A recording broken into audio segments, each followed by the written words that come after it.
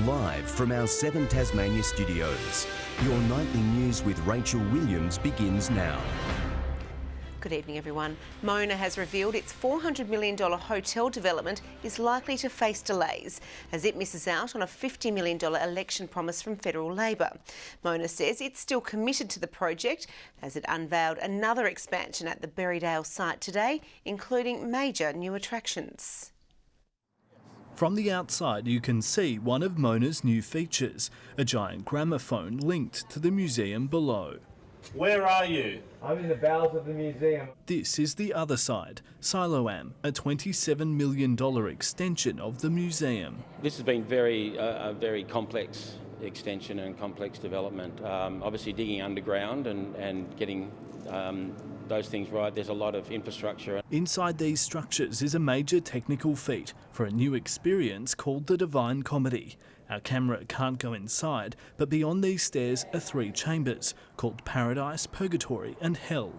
White House is another major new installation by world-renowned artist and political activist Ai Weiwei. But Ai Weiwei is one of those artists that we see every few decades where an artist becomes a household name. I think a lot of people do know Ai Weiwei and are quite interested in who he is. But as Mona unveils its new wing, there's questions over future plans. Its hotel development had been promised $50 million by Labor, but with them losing the election, Mona also misses out.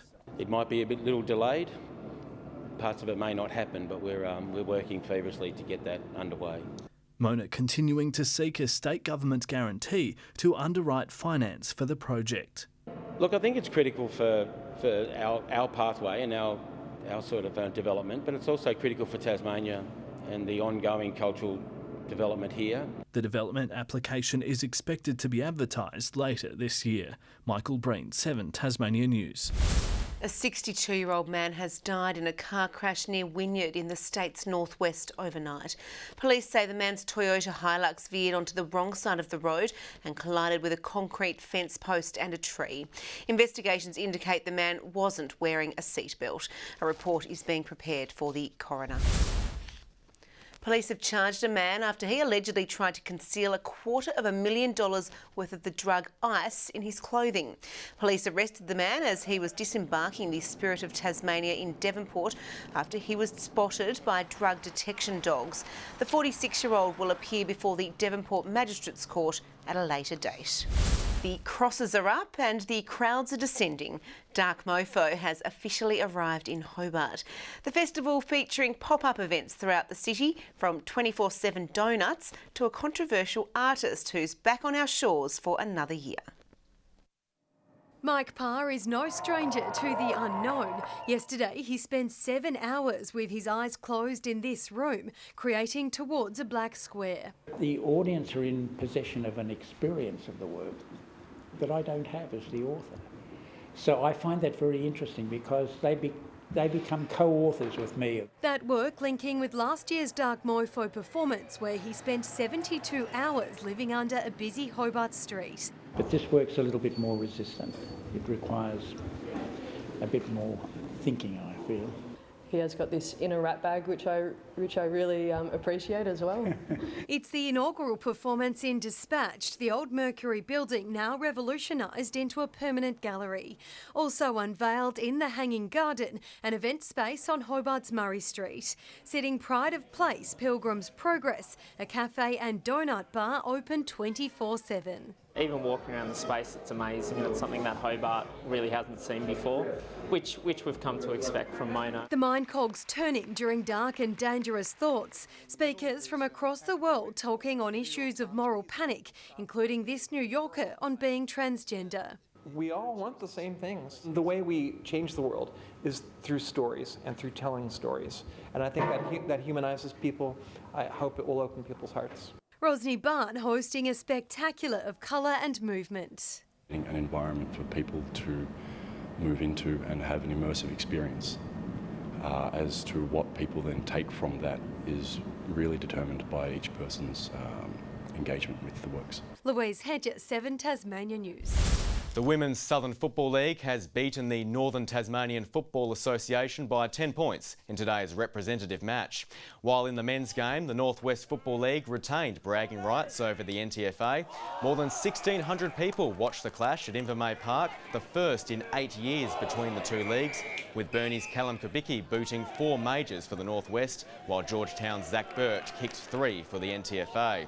It was a tight contest in the first half before the NWFL ran away with a 34-point win. And Cavaliers has extended its unbeaten run in the State Netball League after beating Cripps 56-32. Cavs defender Rachel Tempo was named Player of the Match in her side's 11th straight win. Welcome back. After a morning of frost and fog in central parts of the state, we've had a partly cloudy day. Hobart, Launceston and Devonport all reached a top of 13 degrees, Burnie 15. 16 was the state's top temp recorded at Cape Grim. Smithton and St Helens both had a max of 15. Lowhead, Friendly Beaches, Grove and Lyawini all 13. Maria Island 12 and Ooze 10. From the satellite, we can see some high cirrus cloud over the east with low cloud in the southwest. Zooming out with cloud extending from Tasmania over the southeast coast of the mainland and the cold front in the Bight causing a mid-level cloud band over the southwest. Tomorrow's chart shows a weakening high over New South Wales and the Tasman Sea, extending a ridge into the north and east of the mainland. On the waters, west to northwesterly winds at up to 30 knots about the south and generally lighter in the north and east. And there's a strong wind warning between Southeast Cape and Stanley. A partly cloudy day for Hobart tomorrow, 15, Richmond 16, Ooze 15, Launceston with early fog and a late shower or two, 15, Devonport 15, Deloraine 13. Late rain expected in the northwest, Burnie and Strawn both with tops of 15, Curry 16, St Helens and Swansea both partly cloudy and 16, Whitemark 15. Looking ahead now into the new week with rain expected across the state on Monday. Tuesday we can expect showers about the west, far south and north of the state, mainly fine elsewhere. And more rain on Wednesday starting in the north and west before extending statewide. Looking further north tomorrow, showers expected in Perth, Adelaide and Brisbane, a sunny day in Sydney and a mostly sunny morning in Melbourne before some late rain. And finally, let's take a look at the current conditions around the state. And with that, Rachel, it's back to you. Wonderful. Thanks, Britt. Well, that's all your news for now. Thanks for joining us.